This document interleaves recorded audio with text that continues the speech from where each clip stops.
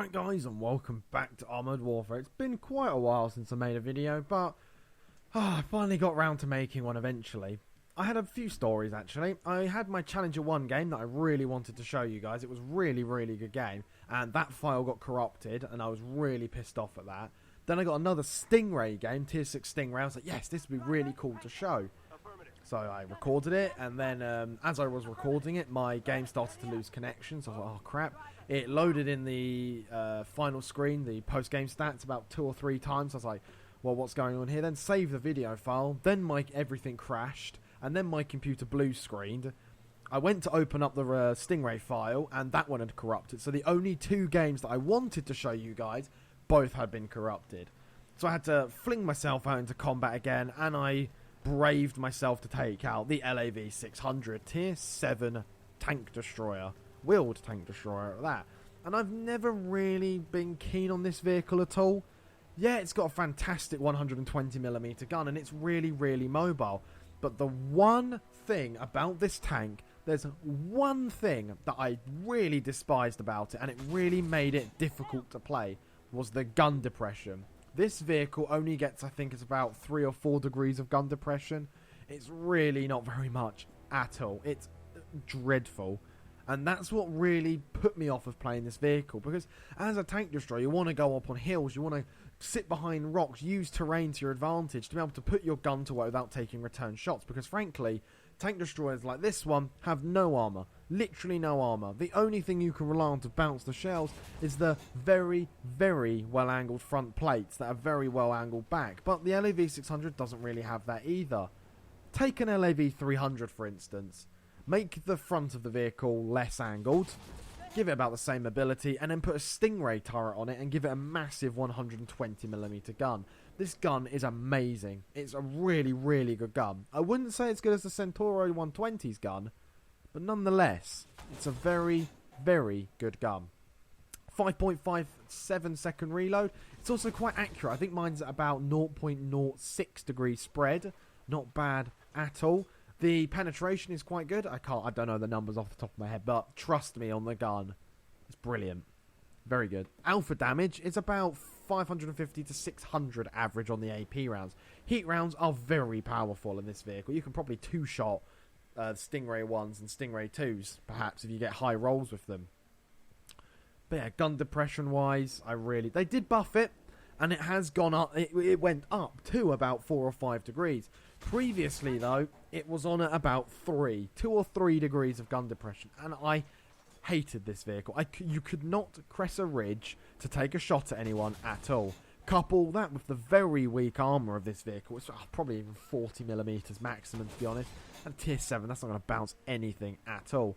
So you can imagine trying to crest a hill, get shot, then you take your shot, then you have to pull back, and then you get shot again. It's dreadful. Oh, BMP4. Hello. But as you can see here, the improved gun depression does make it a bit better, but I'm having to sit quite far out of combat to not get spotted. But that's one thing that the LAV 600 gets over the Centauro 120. Is absolutely phenomenal camo rating for the gun. Like, I can just sit here. I'm not sure what range we're sitting at there. But we are sitting very close to the action. Just outside of my view range, which I think is about 400 or so meters. 450 meters or so. And we're just putting rounds straight into the sides of them pretty happily. With the fantastic rate of fire as well. Oh, XM8. I bet he'll come back over. And there we go. Come over. Fire into him again. Boom. Just under 600 damage there. But you really mount the damage up very quickly with this vehicle. And the mobility is useful. Very useful to get around the battlefield. Get into these positions quickly before the enemies start to spot you. And I'm basically staying up here.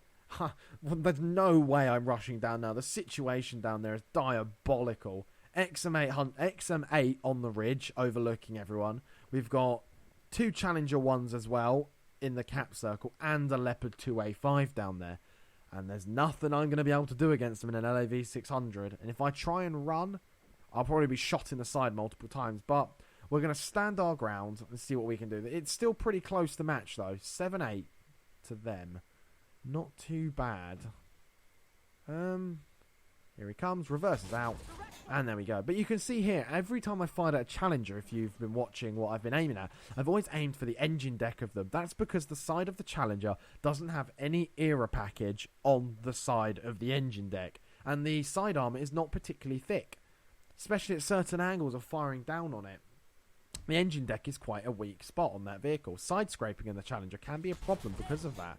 And there you go, another engine shot into him. And also firing into the engine is very useful because Challenger 1s need as much horsepower as they can get. They're not the most mobile vehicles in the world. Oh, there you go, there goes this track. He does a little 180 and I'm spotted. Fire off the smoke, unspotted, drive back out. There we go, fire into him, fire into the weak spot, and then he hits one into me. I get spotted again, so I'm like, welp, not fun. Tried the same shot again, it just ricochets off his front arm, and I'm like, welp. What do we do now? Stingray 2. Yeah, now the situation is not very good.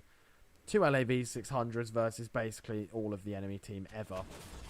Oh, another nice side shot.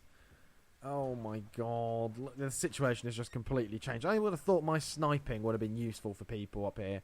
Come on. 6,652 damage. And I'm just, you know, I'm trying my hardest here, guys. Come on. Oh, what the hell? Trying my hardest. But yeah, back to what I was originally saying at the beginning of the video, life is very, very busy at the moment. So YouTube is not at the top of my priorities. As much as I wish I could make more videos for you guys, it is just not possible. If you do want to chat to me and come along to Rydex TeamSpeak. Me and Rydex we're good chums. Yeah, very, very. Ow, I died. Very good chums, and I'm usually around on his Discord server. So hop along to there. I'll put a link in the description and join us and have a nice chat. But back to our game. LAV 600 just was not enough damage what I did, and we lost.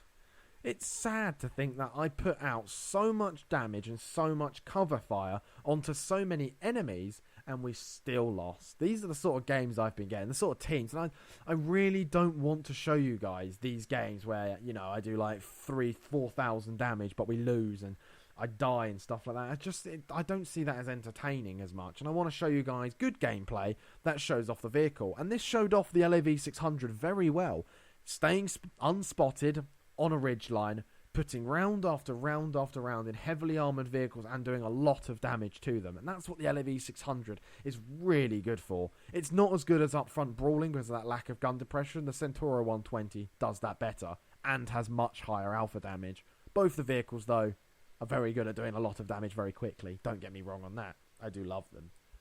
But I probably won't be playing the 600. Oh my god, look at that. Master Gunner, Iron Star. 7,831 damage, 4 assists, 903 assist and damage.